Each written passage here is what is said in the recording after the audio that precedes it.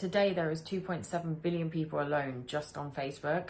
And I think it is becoming increasingly obvious how much big tech is having a very large impact on what we see on a daily basis online, and even down to what we're thinking and our decision making. It's also becoming increasingly obvious now how much big tech companies like Facebook and Google are actually biased towards people with left-wing views, and actually have been censoring a lot of people with either right-wing views or people that claim to be conservatives. Facebook this morning is defending itself against accusations of political bias. An article posted Monday on the tech news site Gizmodo said Facebook workers suppressed conservative-leaning news stories in its trending section. And it creates a terrible dynamic when it comes to the consumption of information and news, because it leads us to only see the world in a very, very small and narrow way. It makes us easier to control and easier to be manipulated. It's not only bias, it's actually dangerous what these big tech companies are doing, considering the amount of people that are on these type of platforms. The censorship is extremely high now. I have actually been affected by the censorship myself. I've had personal experience with this. I've been censored on Instagram, which is obviously owned by Facebook, for absolutely no legitimate reason at all. And it's extremely frustrating that anything that goes against their narrative or a narrative they want to push is automatically taken out. When we started, the number one thing that we threw out with our company was that millennials aren't interested in news. We were like, they are. That doesn't make any sense. Everyone wants to be informed. It's just that they're busy, and you need to create a different form of news to fit into their life. It's pretty obvious a lot of things that are actually calling that are fake news a lot of the time are not fake news. And my query is, why is this something that they are so scared of? So-called fake news stories. There are 3 reasons why we should not worry about fake news stories. Fake news is competitive. You can place your fake news stories about me, and I can place my fake news stories about you. It's completely competitive. There have always been fake news stories. There have always been fake TV commercials and fake billboards. That has always existed and always will. Second is that you can see them. They're visible. You can actually see them with your eyeballs. Because you can see them, that means you can weigh in on them.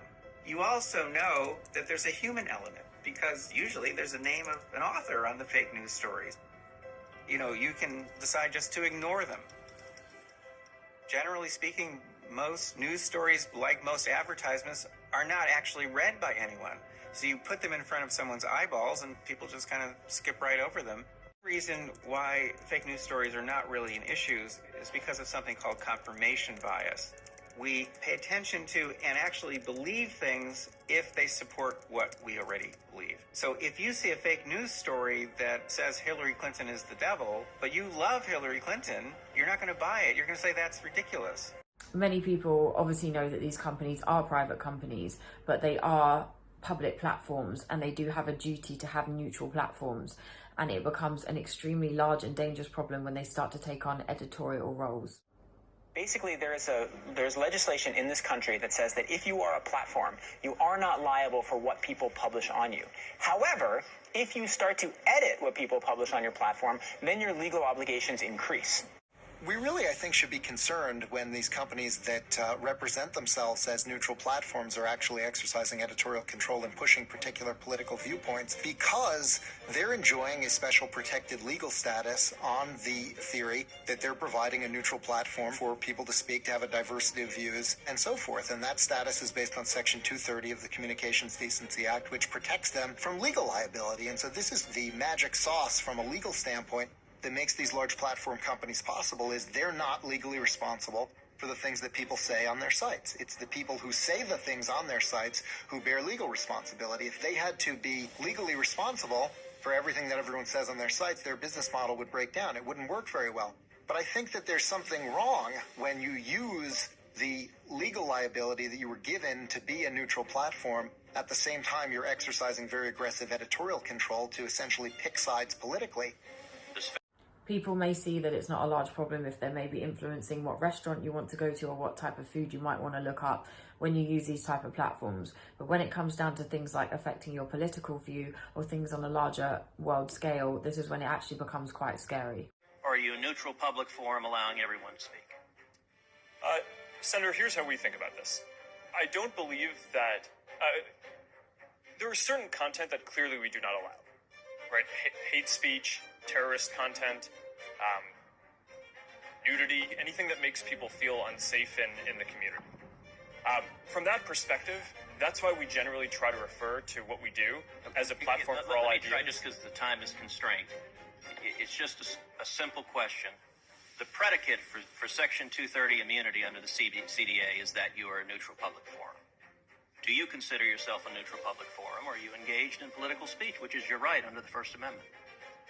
Well, Senator, our goal is certainly not to engage in political speech. I'm not that familiar with the specific legal language of the law that you speak to, so I would need to follow up with you on that. If you're going to continue to behave the way that you behave now, which is by editing content, filtering it, and steering the conversation the way you want it to go for political purposes, you are going to be regulated every bit as much as any media company. Censorship and big tech definitely need to be something that needs to be addressed. And like I said before, people should have the right to be able to use these neutral platforms and be able to put out both sides. And considering there are so many people on these platforms, even if some people decide not to use it, it's quite clear that there's still an extremely large amount of people that are going to be on these platforms that will be being literally brainwashed by big tech. That according to a former Facebook employee, the social media mega company sometimes ignores what is actually trending among its billion users if the story originated from a conservative news source, or if it's a topic causing buzz among conservatives.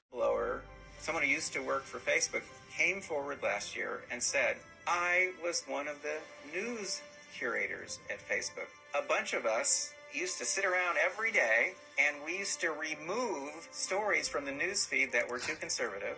And now and then we'd inject a story that we thought was really cool.